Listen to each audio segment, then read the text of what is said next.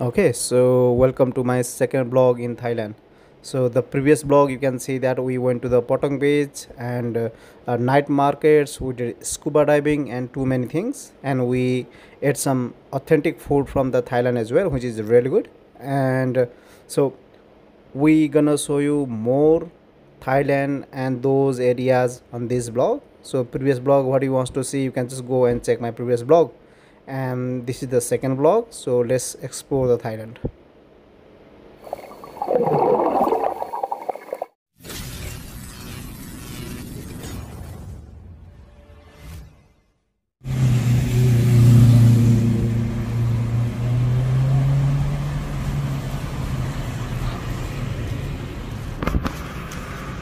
साथीहरु अहिले चाहिँ हामी छौं पटङ बीचमा मेरो पछाडिको पटङ बीच हो म चाहिँ तपाईहरुलाई भक्कै भिडियोहरु पनि देखाएँ पटङ बीचको हामी चाहिँ ब्याक टु होटल जाँदै छौं शपिङ गरियो अलिअलि शपिङ पनि राख्नु पर्यो लास्ट गर्मी छ लास्ट थाइल्यान्ड अहिले 32-33 डिग्रीको छ अहिले र अति नै गर्मी छ हामी चाहिँ यो सेड हिँड्दा छ यो बिल्डिङको बिस्तारै होटलमा जाने एकछिन एसीमा आनन्दले आराम गर्ने आधा घण्टा आति 7-Eleven थियो नि 7-Eleven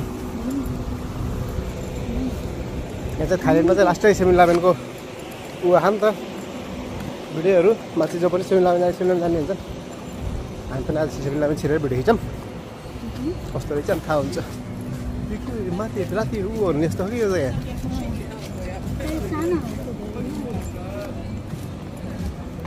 ठुलै छ Ben jag gick sådan. लाउ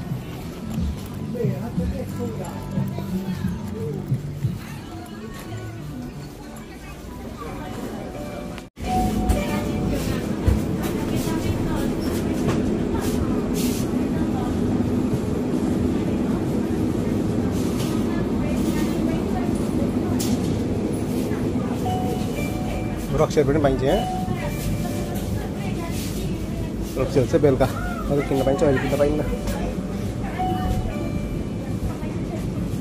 हामीले 7-Elevenबाट किनेको एउटा यो हो अर्को कन्डिसनर यो अर्को म्याङ्गो ड्रिङ्क खाँदाखेरि चाहिँ एकदम मिठो छ अझै चाहिँ ट्राई गरे हैन ए बनाना ड्रिङ्क ओके हेलो साथीहरु अहिले हामी छौं पटङ फुकेटको पटङ बीच हुन्छ पटङ बीचमा छौं र हामी चाहिँ यो रेन्टमा लिएर बस्ने हामी चेयर लिएर बीचको छेउमा बसेका छौं म तपाईहरुलाई बीच देखाउँछु हाम्रो कस्तो छ भनेर बीच हेर्नु है कस्तो छ ठ्याक्कै भएर अगाडि बीच छ ल हामी चाहिँ अहिले सबभन्दा फ्रन्ट रोमा बसेका छौं र यो बीच ठ्याक्कै अगाडि आनन्दले उभा छाताको शेडमा बसेर रौरे हेरेको अवस्था मान्छे चाहिँ थुप्रै यसै पुरै रेन्टमा त्यो टुहरू लिएर बसिरहेका हुन्छ छाताहरू लिएर हामी पनि त्यसरी बसिरहेका छौँ र हामीसँग साथ दिँदैछ हाम्रो कोकोनट वाटर ए कोकोनट वाटर खाँदै बीचको रमाइलो हेर्दै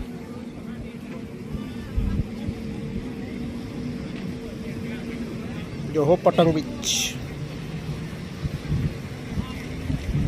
लास्ट दामी ठाउँ छ यार फुकेटको लास्ट ब्रेकफास्ट हो भोलिको फ्लाइट छ ब्याङ्ककको लागि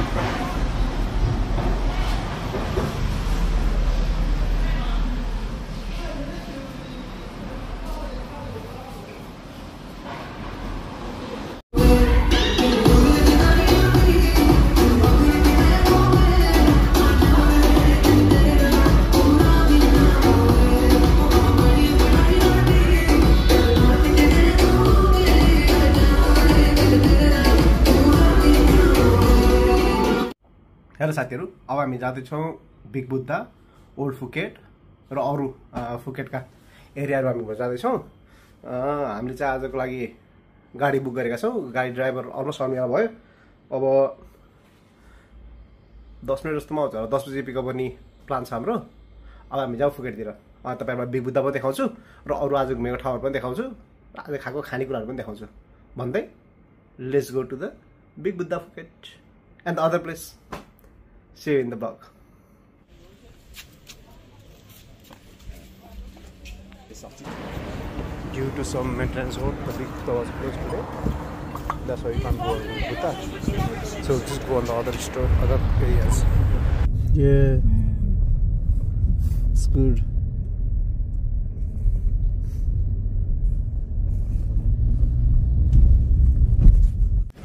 हामी चाहिँ भर्खर भ्यू पोइन्टबाट आएका छौँ। यो चाहिँ अलमोस्ट स्ट्यान्डवर्ड टप जस्तै छ। स्ट्यान्डवर्ड टप बेटर छ। त्यो भएर यो प्लेस चाहिँ नट वर्थ इट यहाँ आउनको लागि। अब हेर्छु एनदर वान हेरौँ कहाँ गइन्छ। म फेरि अरू भिडियो देखाउँछु।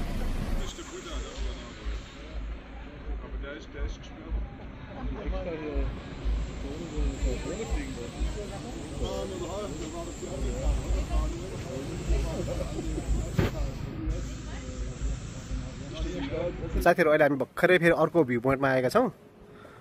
मलाई नाम चाहिँ याद भएन। म गुगल म्यापमा हेरेर नाम चाहिँ भिडियोमा मेन्सन गरिदिन्छु। मुई मुई मुई मुई अर समथिङ लाइक द्याट नाम छ यसको हैन। यो हो मेरो पछाडिको भ्यू पोइन्ट। यो चाहिँ एकदमै राम्रो छ।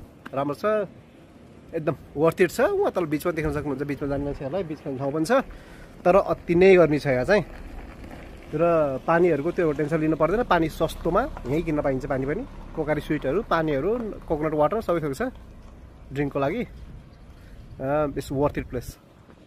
अब जाउँ नेक्स्ट प्लेसमा। My queen in front of the king queen. हामी प्रन केभ आइपुगेका छौँ। तपाईँ देख्न सक्नुहुन्छ मेरो पछाडि चाहिँ यहाँ हात्तीको मूर्तिहरू राखिएको छ। यो चाहिँ यहाँको कल्चर अनुसार केही पूजाहरू त्यस्तै केही होला। मालाहरू पनि देख्न सकिन्छ यहाँ। सायद यो पूजाहरूको मालाहरू होला। र यसको ठ्याक्कै अपोजिट साइडमा अगाडि चाहिँ समुद्र छ। तपाईँहरू समुद्र पनि देख्न सक्नुहुन्छ। समुद्रको छेउमा चाहिँ नरिवलको बोट हो कि अब के हो हेर्दाखेरि त्यस्तो बोटहरू पनि छन्। र यो हो प्रोन केभ। अब चाहिँ हामी यो प्रोन केभ कम्प्लिट गरेर कुन ठाउँमा जाने प्लान छ थाहा छैन। ड्राइभरलाई सोध्नुपर्छ हाम्रो आइटिनरी चाहिँ कस्तो चाहिँ के छ भनेर। अब हामी जान्छौँ त्यो लोकेसनमा। साधारण 10-15 मिनट जस्तो हामी यहाँ वेट गर्छौँ होला, बस्छौँ होला। किनभने शीतल पनि छ र टिकट फ्री एरिया पनि हो यो। त्यो भएर यहाँ चाहिँ खासै जति बसे पनि मतलब हुँदैन। र गर्मी एकदम भएको भएर यो चाहिँ बेस्ट प्लेस छ बस्नको लागि चाहिँ। शीतल छ सबैतिर रुखहरू छ यहाँ। त्यो भएर एकछिन वेट गरौँ, एकछिन बसौँ। अनि त्यसपछि हामी चाहिँ बिस्तारै जानेछौँ अर्को एरियामा। त्यो भएर see you on the next area है त। तपाईँले देख्न सक्नुहुन्छ गणेशजी गणपति बाबा मौर्य अनि देख्न सक्नुहुन्छ। यो चाहिँ यहाँ पूजाहरूको ठाउँ।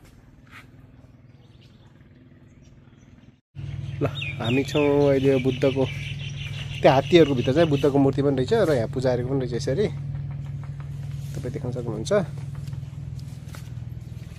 र यहाँ चाहिँ मसिनो कति धेरै हात्तीहरू पनि छन्। खोइ चढाउने हो कि अथवा के हो तर यति धेरै छन् हात्तीहरू चाहिँ यहाँ। र हात्तीहरू यता पनि छन्। यो देख्न सक्नुहुन्छ।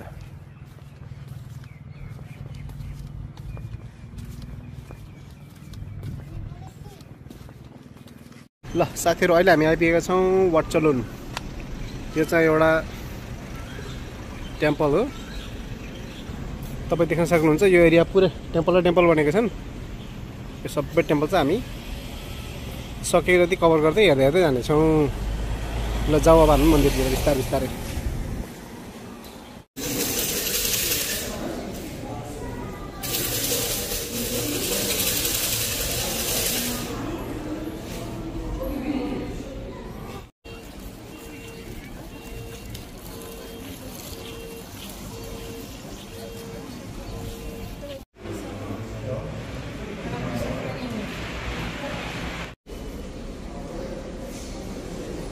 हामी चाहिँ एउटा मन्दिरभित्र छौँ अहिले।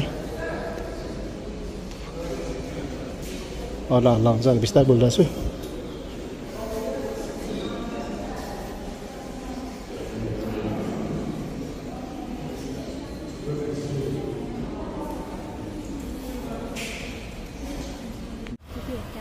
ल साथीहरू हामी चाहिँ भर्खर मन्दिरबाट निस्किएका छौँ। अब चाहिँ ड्राइभरलाई कन्ट्याक्ट गर्ने र गाडी बोलाउने। त्यहाँबाट अनि जाने ओल्ड फुकेट टाउन भन्दै। हाम्रो डेस्टिनेसन रहेको छ old Phuket town. Let's go there.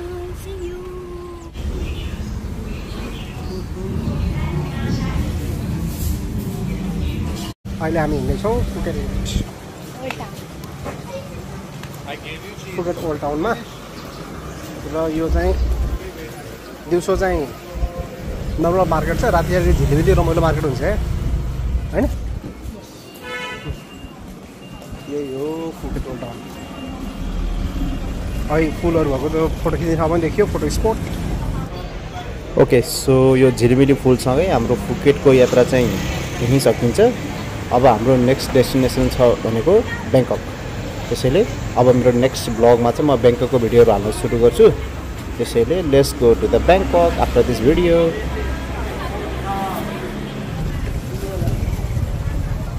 माथि झिलमिल टाँगे है यहीँसम्म आइसक्नु